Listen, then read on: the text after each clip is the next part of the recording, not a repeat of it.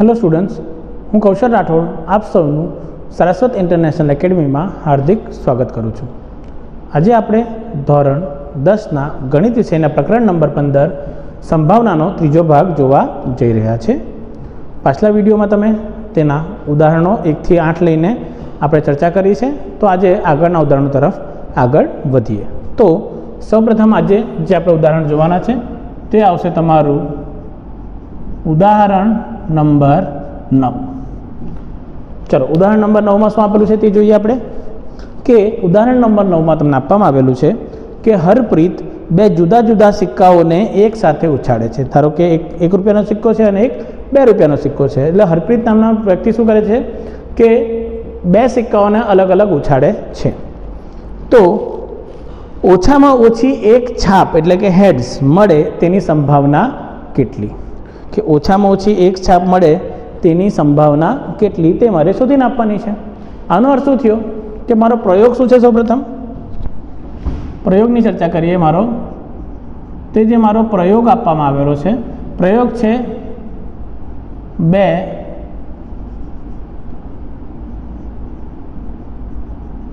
सिक्काओने एक साथे उछाड़ता। मारे 2 सिक्काओने एक साथ उछाड़वाना छे। तो अवलोकनो कया मळशे तमने अथवा परिणामो तमे लखी दो।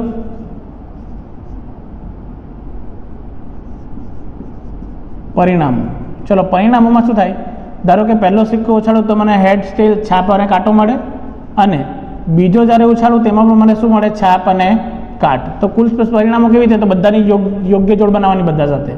माटे सौप्रथम मने मळशे जो आ हेड साथे आ हेडनी जोड़ बनशे एटले एच आवी शके, पछी आ हेड नक्की फिक्स थई जशे अने टी आवशे, तो बीजू बनशे एच अने टी। ते ज रीते पछी आ टी अने आ एच नी एक जोड़ बनशे टी एच, अने छेल्ला बची गया 2 टी टी, तो तेनी जोड़ बनशे टी टी। तो आ रीते तमे शक्य परिणामो एटले के कुल केटला परिणामो मळे ते तमे जोई शको छो। तो कुल परिणामो मने केटला मळ्या छे? 4। चलो घटना शुं छे मारी, तो घटना ए ओछामां ओછી एक छाप मळे। चलो तो घटना एमां कया कया घटको आववाना ते जोई लो कि ओछामां ओછી एक छाप। चलो अहींया केटली छाप छे? 2। शरतनुं पालन थाय एटले आ घटक आवी शके एच एच। चलो अहींया एक छाप देखाय छे एटले एच टी आवशे। अहींया टी एच एक एच पाछो आवी गयो एटले टी एच। अहींया कोई पण नहीं आवशे कारण के एक पण छाप नथी, एटले मारा घटको पूरा थई गया। तो अहीं कुल केटला घटको मळ्या मने? 3। माटे जो मने पूछवामां आवे कि घटना ए नी संभावना, तो शक्य परिणामना छेदमां कुल परिणाम, तो घटना ए ना शक्य परिणामो 3, कुल परिणामो 4, तो माटे आनी संभावना थई जशे 3/4। तो आ तमारा प्रश्ननो जवाब आवी गयो कि घटना ए नी संभावना तमने जोवा मळशे 3/4। चलो आगळ वधीए। हवे बीजा आमां जे नवो किस्सो लઉં છું, घटना बी। पछी तमने बतावुं केम थाय छे कि वधुमां वधु एक छाप मळे, कि वधुमां वधु एक छाप मळे तेनी संभावना केटली। तो बी मां कया कया घटको आवशे? वधुमां वधु आ अगत्यनो किस्सो छे एटले लखावुं छुं। चलो आ नहीं आवे कारण के 2 छाप छे अने मने वधारे वधारे केटली जोईए? एक छाप। चलो पाछुं एच ने टी आवशे। एक छाप छे, शरतनुं पालन करे छे एटले पहेલું आवशे एच अने टी, पछी टी अने एच पण आवी जशे। हवे अहींया टी टी नो पण उपयोग थशे। हवे वात आवे के वधुमां वधु एक छापनो अर्थ तो एम थई गयो, तो टी टी तो नहीं आववुं जोईए, परंतु मैं कीधुं छे कि वधुमां वधु एक छाप। एम कहेता कि फक्त एक छाप तो आ 2 परिणाम ज आवे, तो टी टी नहीं आवशे। पर वधुमां वधु एक छापनो अर्थ कि एक अथवा एक थी वधारेमां वधारे एक छाप होवी जोईए। जो छाप नहीं हशे तो पण ए किस्सो लेवानो रहेशे, एटले आ किस्सो ध्यानमां राखवानो छे। हाँ, फक्त एक छाप कहेते तो एच एच अने एच टी अने टी एच ज आवते, परंतु वधुमां वधु शब्दना कारणे एक पण छाप न होय ते किस्सो पण मारे अहींया लेवो पड़े। एटले आना शक्य परिणामो पण केटला थई गया? 3। माटे घटना बी नी संभावना पण तमे कही शको केटली आवशे? 3/4। तो आ रीते याद राखवानुं कि आमां वधुमां वधु एक छाप, वधुमां वधु 2 काट, ओछामां ओછી एक काट, बराबर 2 काट, बराबर 2 छाप, आवा घणा बधा प्रश्नों आ बनीने आवी शके छे। तो तमारे ए वस्तुनुं ध्यान राखवानुं छे। चलो आगळ वधीए। उदाहरण नंबर 10 તરફ.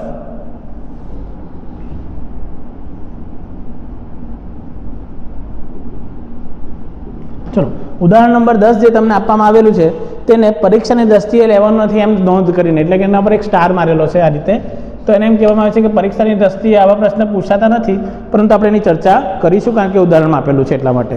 સ્વાધ્યાય મેળવી તો આપણે નહીં કરીએ તો ચાલી જશે, પણ અહીંયા કરવાનું રહેશે. ચાલો જુઓ, મને કીધું છે કે સંગીત ખુરશીની રમતમાં સંગીત પૂરું પાડતી વ્યક્તિને સૂચના આપવામાં આવી છે કે તે વગાડવાનું શરૂ કરે તેની 2 મિનિટમાં ગમે તે સમયે સંગીત વગાડવાનું રોકી દે છે. તો સંગીત શરૂ થયાના પહેલી અડધી મિનિટમાં સંગીત બંધ થઈ જશે તેની સંભાવના કેટલી? ચલો તો આ શોધવાનું છે મને. ચલો સંગીત ખુરશીની રમતમાં તો પ્રયોગ મારો શું છે? આમાં પ્રયોગ મારો છે કે સંગીત ખુરશીની રમતમાં 2 મિનિટની અંદર સંગીત બંધ કરવું માટે પરિણામ બરાબર મેં લખી શકું, મારો કુલ સમય મળે તે જોઈ શકું ને કે કુલ કેટલો સમય મળ્યો. તો મને કુલ સમય કેટલો મળ્યો? 2 મિનિટ. તો માટે પરિણામ મારા થઈ જશે 2 મિનિટના કિસ્સામાં. ચલો હવે મને શું કીધું છે? ઘટના એ બરાબર સંગીત પ્રથમ અડધી મિનિટમાં બંધ થઈ જાય છે. સંગીત પ્રથમ અડધી મિનિટમાં બંધ થઈ જાય એનો અર્થ કે ઘટના એ માટેના શક્ય પરિણામો કેટલી હશે? અડધી મિનિટ એટલે કે હાફ મિનિટ. આ કેવી રીતે થયું? ધારો કે જો આપણે કિસ્સો લે કેમ આવું થાય તેનું શક્ય બતાવો કે ધારો કે અહીંયા 0 મિનિટ છે, અહીંયા 2 મિનિટ છે અને અહીંયા 1 મિનિટ છે. જ્યારે સંગીત વગાડવાનું શરૂ કરે તો જ્યારે સંગીત પૂરું પાડતા વ્યક્તિ માટે કુલ કેટલા બિંદુઓ હશે? આ 1 અને 0 થી 2 ની વચ્ચે આવેલું કુલ અંતર. તો આ અંતર કેટલા એકમ હશે? 2 એકમ. એટલે એના પાસે કુલ 2 મિનિટ છે. તે જ રીતે ઘટના એ માટેનો કિસ્સો અહીંયા આવશે કે એ ક્યારે બંધ થઈ જશે? અડધી મિનિટમાં. તો એ માટેનું કુલ અંતર કેટલું છે? આટલું.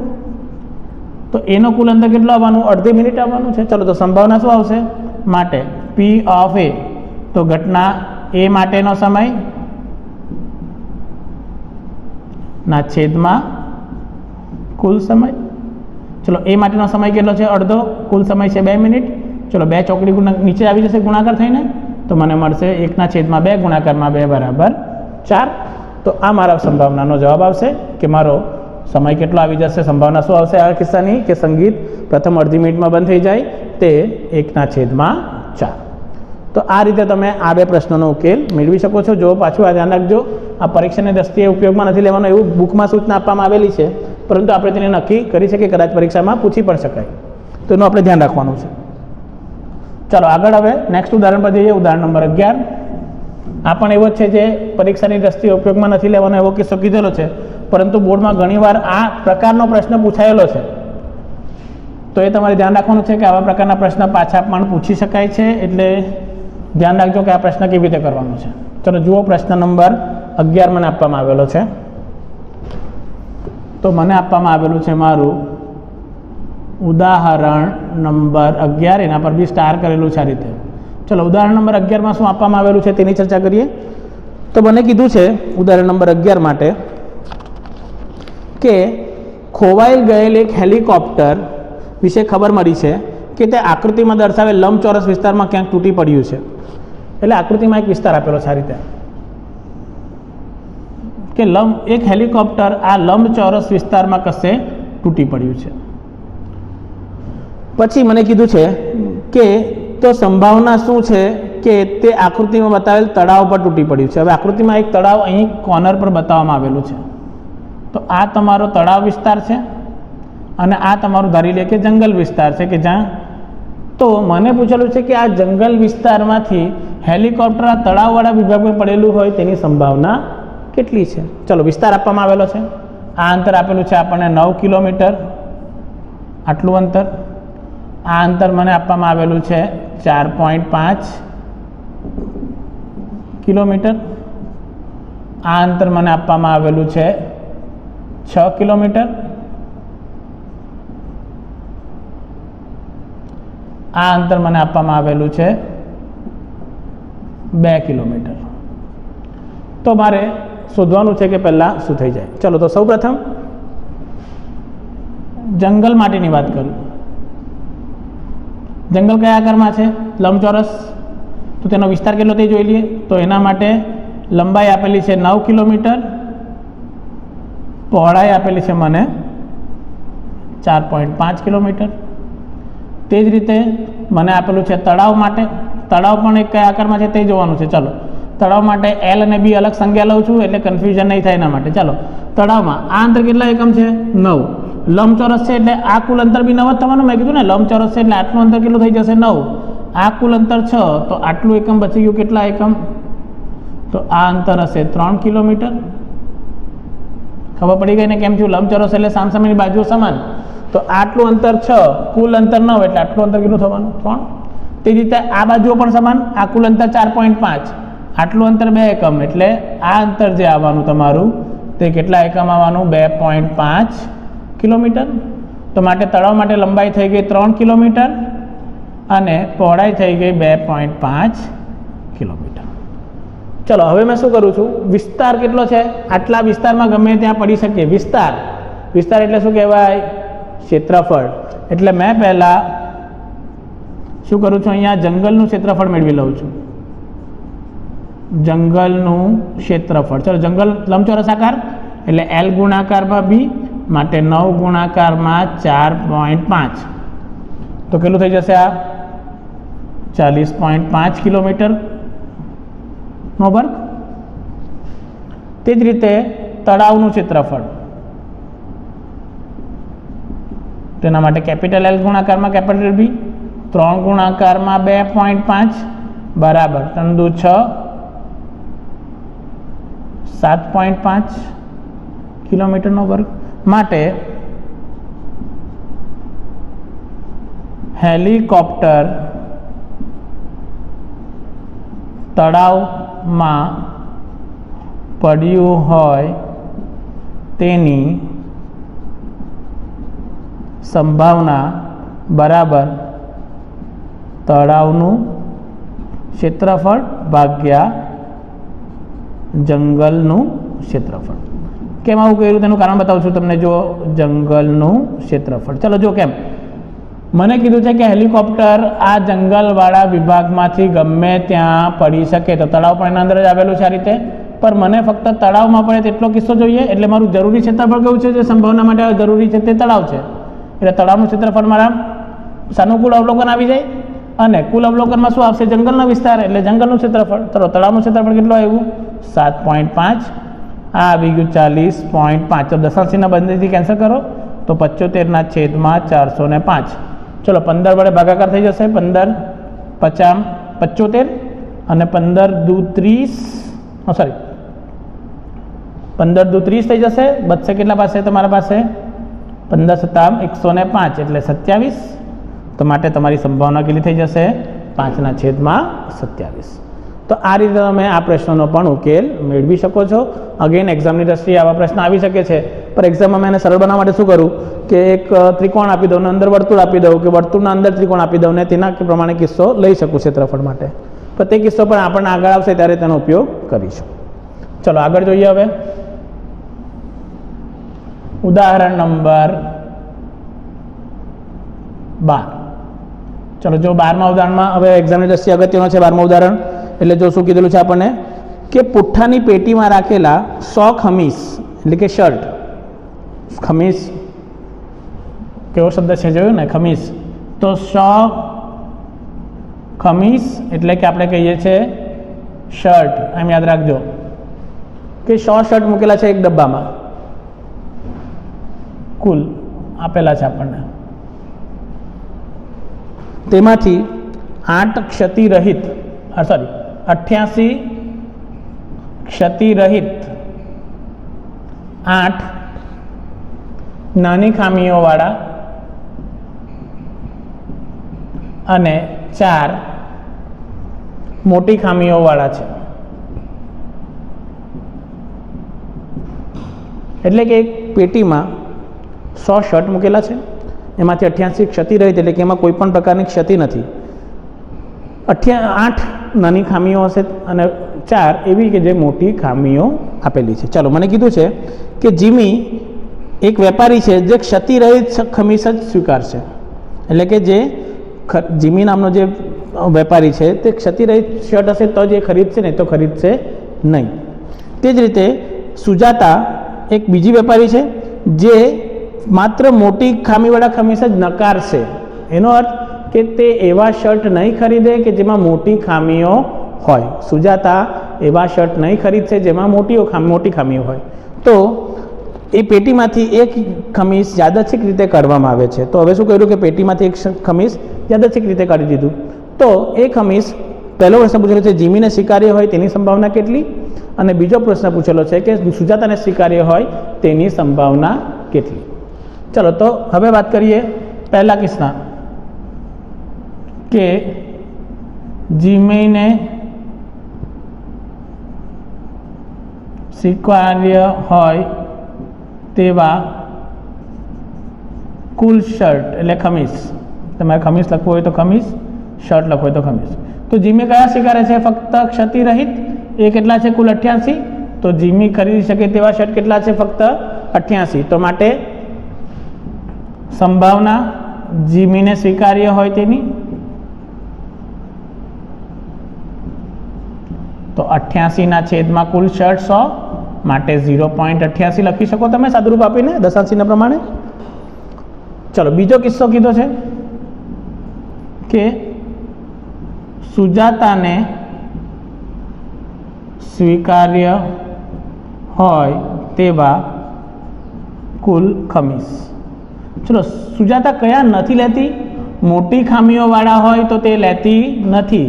એનો અર્થ એક ક્ષતિરહિત અને નાની ખામીઓવાળા બંને શર્ટો લેશે. એટલે કે 88 + 8 શર્ટ માટે કુલ કેટલા થઈ જશે? 88 + 8 96.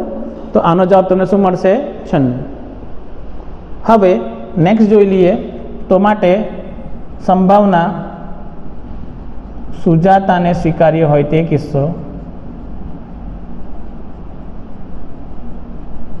તો થઈ જશે 96/100 અથવા તમે લખી શકો છો 0.96. તો આ રીતે તમે તેનો ઉપયોગ કરીને જવાબ મેળવી શકો છો. તો આ તમારો આવી જશે ઉદાહરણ નંબર 12નો કિસ્સો. ચલો, હવે નેક્સ્ટ અને એક લાસ્ટ ઉદાહરણ છે તમારું, ત્યાર પછી સ્વાધ્યાયની શરૂઆત થશે. પરંતુ ખૂબ જ અગત્યનું ઉદાહરણ છે, ધ્યાન રાખજો, પરીક્ષાની દ્રષ્ટિએ પણ એ ખૂબ જ અગત્યનું રહેશે. તો ચાલો તેની માટેની ચર્ચા કરીએ. ઉદાહરણ નંબર 13 ખૂબ જ અગત્યનું છે તે.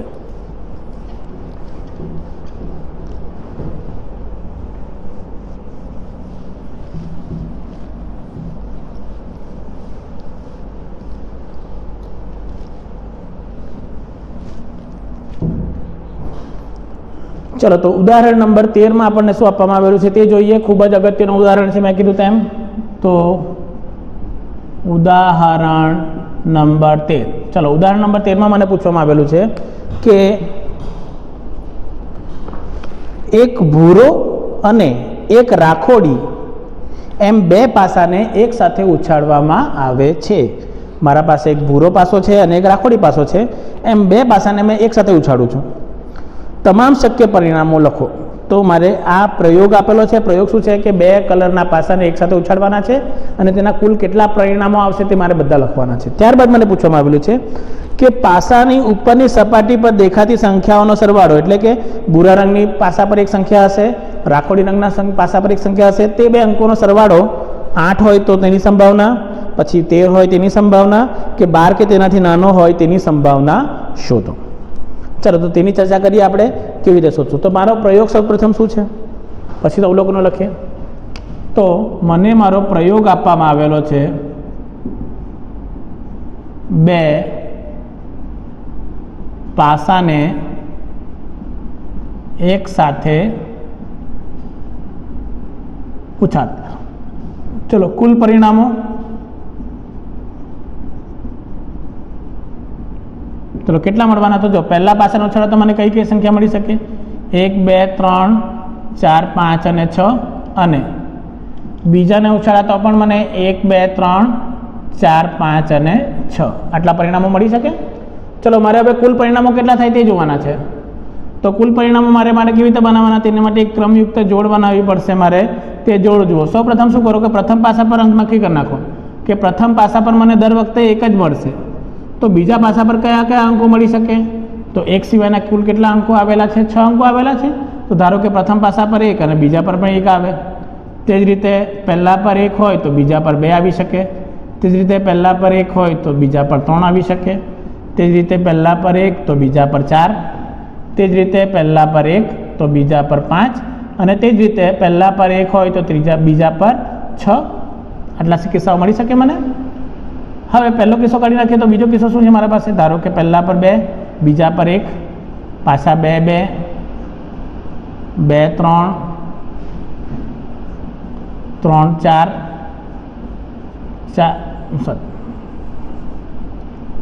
2 4 2 5 2 6 આ મળી શકે.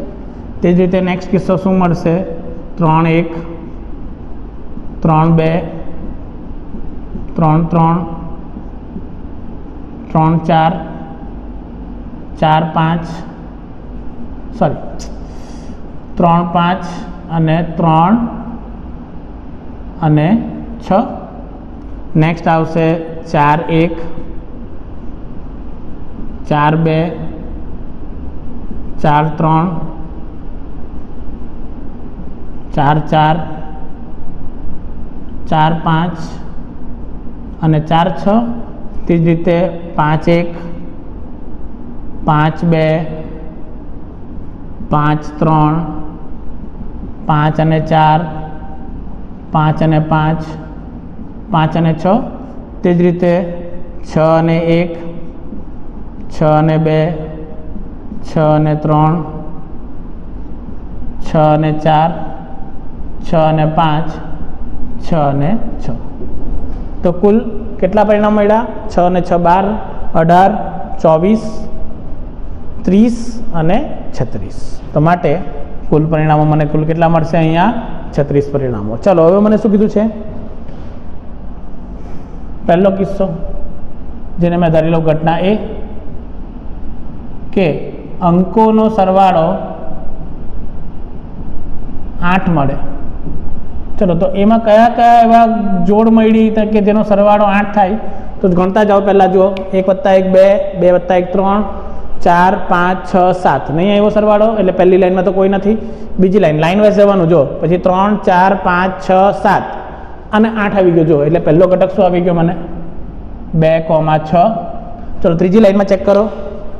4 5 6 7 8 અને 9 એટલે 8 આવી ગયો અહીંયા એક બીજો. એટલે એ ઘટક કયો થઈ ગયો મારો? 3, 5. ચલો નેક્સ્ટ ચકાસો. ત્રીજી લાઈનમાં, ચોથી લાઈનમાં આવે તો ત્રીજી લાઈન થઈ ગઈ. તો 1 5 6 7 8 જો એક આવી ગયો. પછી 9 અને 10 છે. તો આપણો બીજો કિસ્સો કયો આવી ગયો? 4, 4 આવી ગયું. ચલો તેના આગળ જોઈએ. નેક્સ્ટ લાઈનમાં 5 1 6 7 8 9 8 આવી રહ્યો અહીંયા આવી ગયો. તો શું આવશે? 5, 3. ચલો નેક્સ્ટ ચકાસો બીજો. તો શું આવશે? જુઓ 7 8 8 આ જો અહીંયા જ આવી ગયું. તો 6, 2 આવી ગયું. ચલો એના આગળ તો હવે કોઈ જવાનું નથી. તો કુલ કેટલા થઈ ગયા? એમાં 5 ઘટકો. માટે ઘટના એની સંભાવના શું થઈ જશે? એના ઘટકો છેદમાં કુલ, એટલે કે 5/36. તો આ તમારા પ્રથમ ઘટકની શું આવશે? સંભાવના. ચલો નેક્સ્ટ જુઓ બીજો કિસ્સો કે બી અંકોનો સરવાળો 13 હોય. ચલો 13 ચકાસીએ. 2 3 4 5 6 7 પછી 3 4 5 6 7 8 4 5 6 7 8 9 5 6 7 8 9 10 6 7 8 9 10 11 પછી 7 8 9 10 11 ને 12. એટલે એવો કોઈ પણ ઘટકનો જોડ નથી મળી કે જેનો સરવાળો શું છે? 13 થાય. તો માટે શું લખી શકો? બી અશક્ય ઘટના છે. માટે ખબર જ છે અશક્ય ઘટના હોય તો પી ઓફ બીની સંભાવના શું થઈ જશે? 0. ચલો તે જ રીતે ત્રીજો કિસ્સો જોઈ લો હવે. અને તમે જુઓ છો કે અશક્ય ઘટના નથી લખવું તમારે, તો કુલ ઘટકોની સંખ્યા શૂન્ય, એક પણ ઘટક નથી, તો શૂન્યના છેદમાં 36, એટલે જવાબ શું આવશે? શૂન્ય. તો તમે આ રીતે લખવા માંગો તો આ રીતે પણ કરી શકો છો. ચલો ઘટના સી લઈ લઈએ. અંકોનો સરવાળો 12 કે તેથી ઓછો હોવો જોઈએ. ચલો 12 કે તેથી ઓછો, તો આપણે પાછળ જ જોયું કે કુલ સરવાળો ક્યાં સુધી પહોંચ્યો? 12 સુધી. એનાથી આગળ તો કોઈ મોટો સરવાળો મળ્યો નથી, અને બાકીના બધા સરવાળા 12 કરતાં શું છે? ઓછા. એટલે કે સીમાં કુલ ઘટકો કેટલા આવશે? 36. માટે પી ઓફ સી શું થઈ જશે તમારું? 36/36 બરાબર 1. અથવા તો તમે લખી શકો સી એ ચોક્કસ ઘટના છે. ચોક્કસ ઘટના કેમ? દર વખતે થવાનું જ છે આ કે 12 કે તેથી ઓછો સરવાળો મળવાનો છે, તો માટે ચોક્કસ ઘટનાની સંભાવના શું આવે? 1.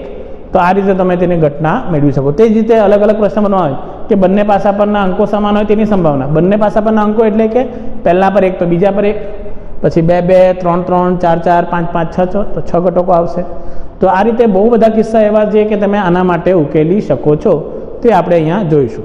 પરંતુ જો પાસાના સરવાળાનો કિસ્સો આવે ને, તો એક વસ્તુ સામાન્ય થાય, તમારે ઘટકો બહુ જોવા પડશે નહીં. કેવી રીતે તે જુઓ કે મેં એક અહીંયા વિકર્ણ જેવું બનાવું છું. જો એક પહેલું વિકર્ણ અહીંયા બનાવી દીધું, બીજું વિકર્ણ અમે કંઈક આ રીતે બનાવું છું. જુઓ થોડુંક રફ છે, પર જોઈ લેજો કેવી રીતે બનશે વિકર્ણ, તો તમને ખ્યાલ આવશે કરવાનું શું છે તે. જો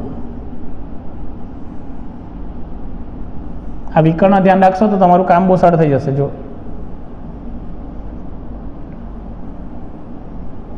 વિકર્ણ અંદર જે ઘટકો રાખેલા છે તે ઘટકો તેને તે જ જવાના છે તે જગ્યા પર, એટલે યાદ રાખજો કે તેમાં કોઈ બીજા ઘટકો ઉમેરાવાના નથી.